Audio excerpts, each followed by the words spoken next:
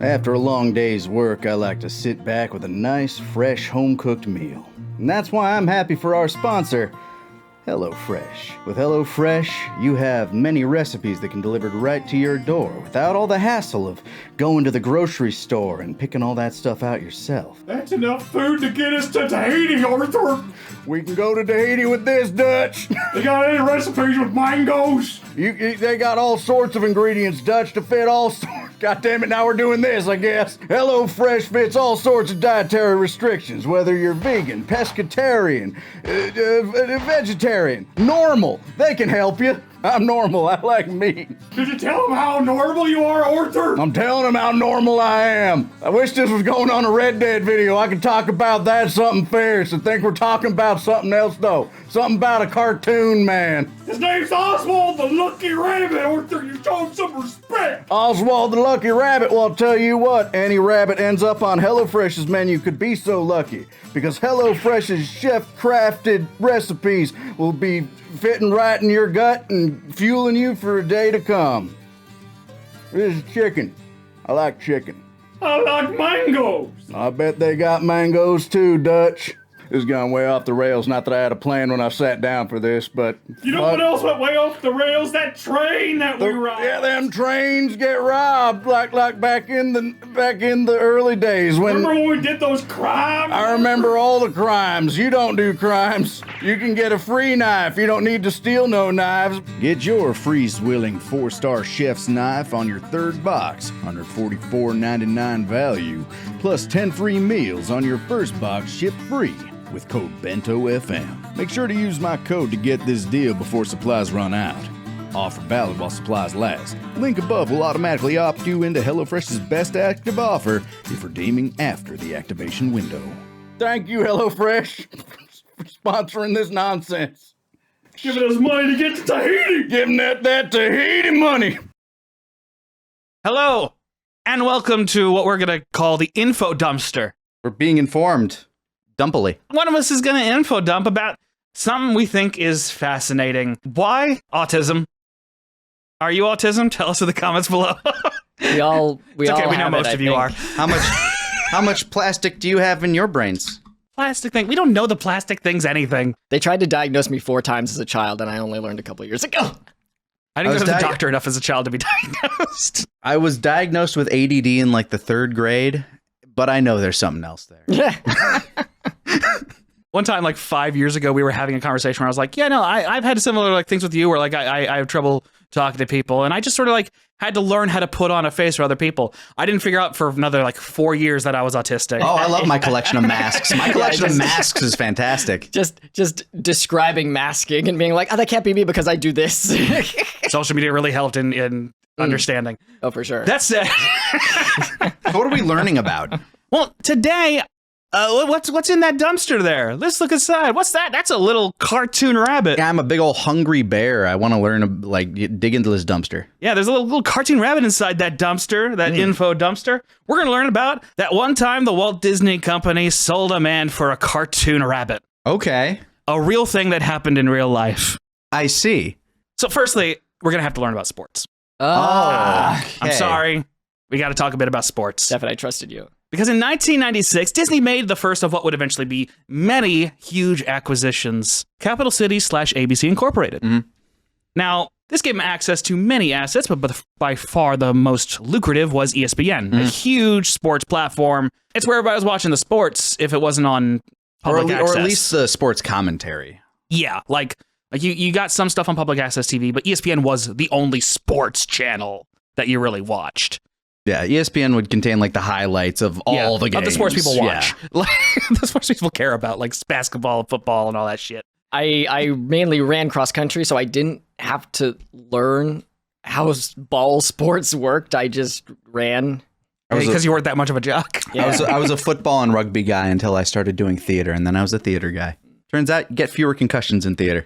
Fewer, not none. Not none. Fewer. There's some sandbags up there. Mm-hmm. Anyway, it's more dangerous, I guess. Way more dangerous than football. Anyway, in 2005, ESPN became even more valuable when they snagged the rights to Monday Night Football. Very big show. The problem is they also lost the rights to Sunday Night Football. Oh. Which is an even bigger show. They now had 2 popular sportscasting teams in their employ, but only one night to air football games. They had Mike Tirico and Joe Theismann, and John Madden and Al Michaels. John John Madden. 2 very like popular teams to do sportscasting. I'm more familiar with the latter. Yeah, that's because of the video yeah. games and the Frank Caliendo impressions. Yeah. The popcorn popper. It's mostly the video games. Frank Caliendo. They're trying to work out like, okay, do we like trade them off week to week? Do we like have them all do it at once? What are we gonna do? Because these are entirely different teams with different like directors running the shows. And John Madden was pissed. And also his contract happened to be up at the time. So he just didn't renew it.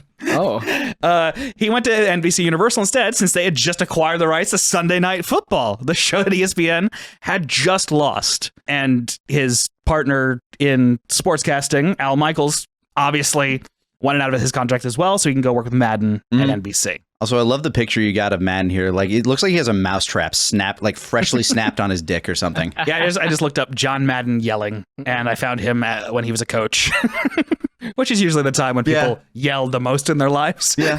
When you have to coordinate people, it's a nightmare. Now we're gonna go up to 2006, where like all this stuff is going down. Bob Iger recently became the new CEO of the Walt Disney Company, and he really wanted the Disney family to like him. Partially because money. He was in love with Mickey Mouse. It's so weird that like when you like look at this picture, you think, oh, that's Bob Iger with his boss, Mickey Mouse. Yeah.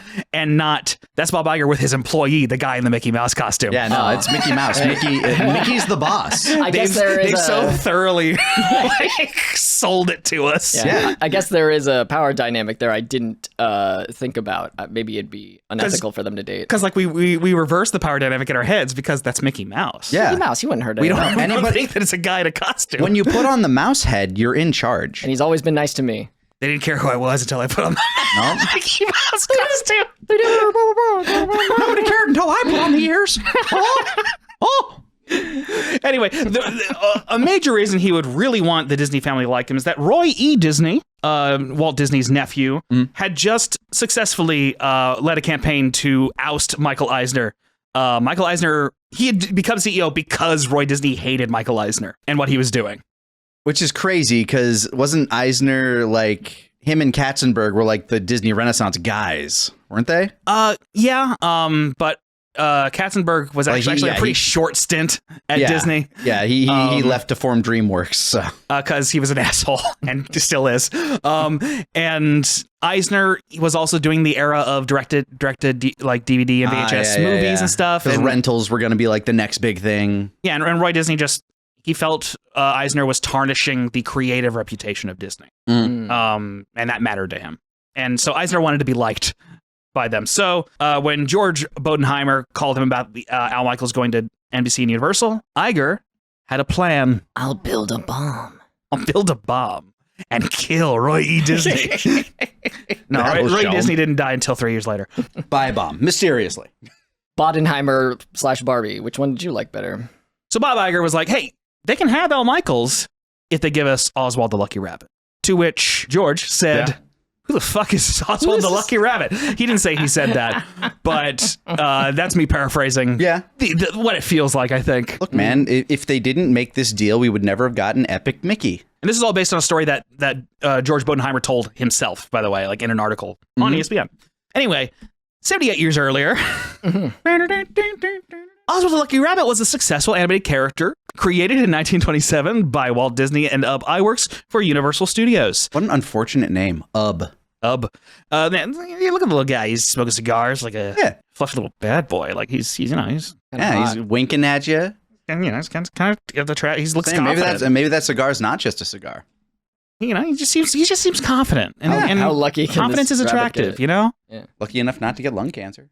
And yeah, that's Walt Disney on the left and Ub Iwerks on the right. Wow, his head is so uniquely shaped. Yeah, they both like a gourd. I think Walt really like grew into his body, his face. Like there's so much brain. Yeah, Walt aged well, but that man looks like Megamind. Like holy shit. Yeah, but he at least looks like that is what he's supposed to look like. You know what I mean? Yeah, he's got that pelican jaw and you got a big old brain noggin. He just looks like a unique man. Yeah. So yeah, Oswald the Lucky Rabbit. And this was, of course, before Mickey Mouse. But in 1928, their producer, Charles Mintz, opened up his own studio, hired away all of their animators. He did that so he could produce the Oswald cartoons without Walt or Ub. Walt tried to like do some stuff to like prevent this and like renew his deal with Universal, but all their animators got hired out from under him, so they had nobody to make the cartoons anymore. Yeah. By the way, in 1929, Oswald starred in a short in which he tries to commit suicide in numerous wacky ways. Oh. Is there an archive of it? Does it still exist somewhere? Yes, it 100% exists. You can watch it in its entirety. Amazing. Should we do that for patrons? We could. we can do that because I think, yeah, we can do that. I mean, it's definitely fair use by now. If you're a member or patron, we're gonna watch the Oswald the Lucky Rabbit suicide short just for members and patrons. So go watch it. Join today. You get extra videos. Now, that has nothing to do with the story. I just wanted to mention it. Right. Thank you. I'm so glad you did. It's honestly very interesting. By the way, Charles Mintz looks like a villain. He does, doesn't he? He looks like the guy that, like, he's going to shut down the frat house for their wacky antics. Now, here's the thing. Does he kind of look like a villain? Because Walt Disney trained us to that guys who look like Charles Mintz look like villains. Did Walt Disney make us feel that way? I think he just has villain aura, though. Yeah, like, I mean, he looks like an asshole. Yeah. He looks angry that he's having to pose for a photo. He looks like Lyndon B. Johnson as like a middle school principal. Yeah, Lyndon B. Johnson sucks too. So. Yeah. Anyway, Walt and Ub threw together some Oswald ripoff named Mickey Mouse and made more cartoons. But Walt learned a valuable lesson from this experience. If you don't control what you're making yourself, cutthroat businessmen will happily screw you over for a buck. As an important lesson. Which he later proved this theory by doing that exact thing to his friend Ub Iwerks. Ub was the actual like animator, artist, the guy who was doing a lot of the work. Walt completely fucked him over. That angle is a lot more flattering for him. Yes. Yeah. Yeah. This is the picture people generally use for him, where he's drawn Mickey Mouse.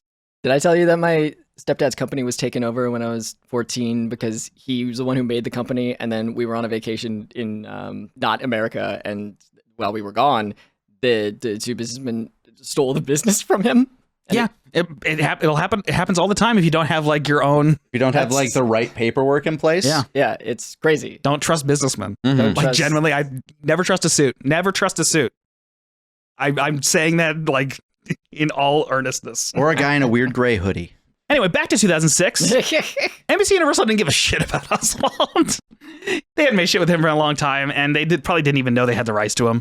We have him, sure. So the deal was done within a week, and Disney traded Al Michaels for Oswald the Lucky Rabbit. Wow. And that's how the Walt Disney Company got a cartoon rabbit, by trading him for a real-life non-cartoon man. Did Al ever like say anything about being traded for a rabbit? No, I don't think so. Okay, he's just happy to be working with Madden really again part for of like that part. Yeah, just kind of happy to be working with Madden again for like the next. I mean, he has to be released for years. Yeah, he has to be released from his contract, and then he was. And this is also kind of what led to the events that got Sunday Night Football getting that kick-ass John Williams theme. That da-da-dun, da-da-dun, da-da-dun, da-da. I didn't realize that wasn't a thing before 2006. Yeah, it was the Sunday Night Football that was like on NBC. Okay. Because John Williams has done a lot of NBC stuff. He also did the Olympics theme and like the bum, bum, bum, bum, bum, bum, bum, bum. John Williams does a lot of great jingles that are more than a jingle. Anyway, the end. That's the story. So what made you go down that particular, pardon the pun, well, I guess not pun, rabbit hole? 5 years ago. Yeah. Show us your lucky rabbit hole. Show us that lucky. He is showing hole if he's trying to. The end, like a butt. Yeah. Oh. Oswald's, he's not like Mickey Mouse. No. He's a little bad. He's a little, you know, he's like gonna smoke. He's gonna smoke a cigar and show you his asshole. You know, like a real man. Kill himself several times. You want to be a man? In this order. Kill yourself. Smoke a cigar. Show us your asshole. Butthole. He also, in his first short that got rejected by Universal, got his girlfriend pregnant. Oh. You showed me an animation where it's a bunch of people, little guys look like this, and he's fucking... That was entirely different. Okay. It is very funny to me that they just wanted to get that back, presumably just to complete the, like, you know, the history of the company. But the only thing they ever did with him, like, marketably, was the two Epic Mickey games. And I think he's also successful merchandising. Like people like to buy merch. He's definitely got like T-shirts and stuff like that. But I like he's made more than enough money to justify letting Al Michaels, who they didn't have a use for, go in his contract. As every corporation, Disney has done like many scummy things, but they are masters of vertical integration.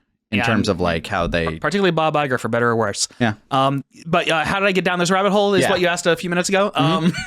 5 years ago, I was producing a video essay that I never released about how Disney is becoming a horrible monopoly, absorbing everything. So it was like a history of all the acquisitions. I was looking forward to that video. Yeah, I think you saw a mostly complete version of it. That was honestly, it was pretty good. I just never finished it, and now like everything's broken. So I can't like finish it without starting over. Oh, because we switched from Premiere to DaVinci. And so you just kind of stumbled upon this story, and this story like, was part of it. Yeah, because like kind of deserves its own little little chat.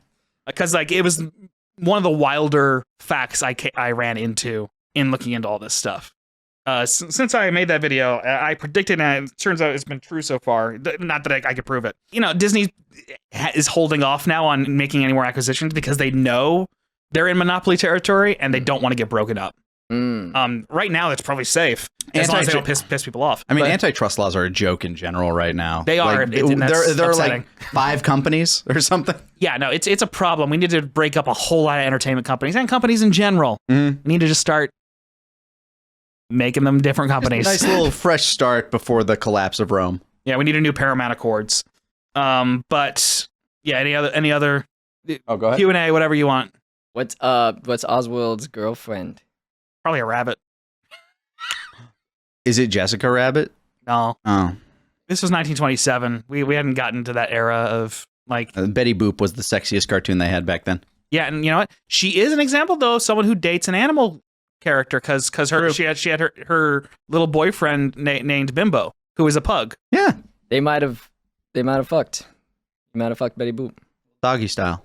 He's like a pug, so he has like he has breathing. Can you imagine that? Just like you're going out and all you're hearing is he's a healthy pug. He's a healthy 1920s pug that hasn't been inbred to hell.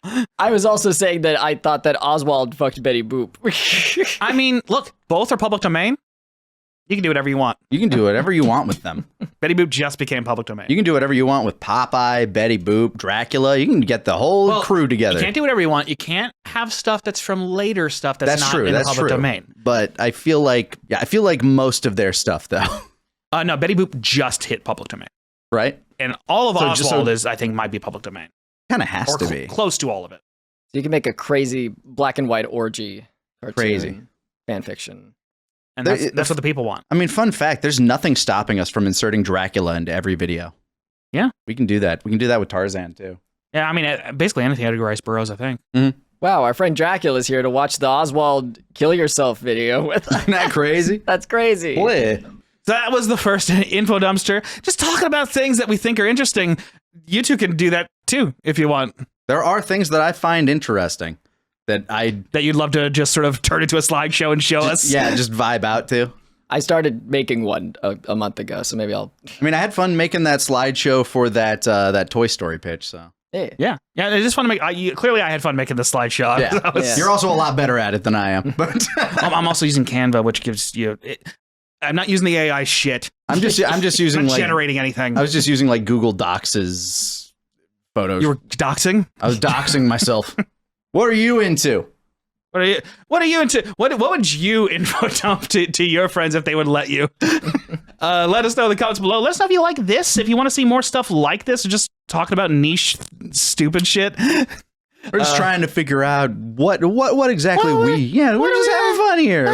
What's working? Stuff that's like fun, like what us? Who am I? What do I do? Because we usually just info dump to each other anyway, so might as well put it in a slideshow. Make it content. Because we have to make everything content. If you like this video, you could like it on the thing. You could subscribe. You maybe can hype. I don't know how that works. I don't know hype. I was a hype once upon a time. Right? Yeah, we still sell that shirt. Yeah. You can buy shirts if you want. Still like you don't have to, but you could. Good gym shirt. I wear it at the gym. Yeah, we're about to go record that extra video for members of Patrons let's only. watch Oswald kill himself. Let's watch Oswald try to kill himself. See you later, everybody.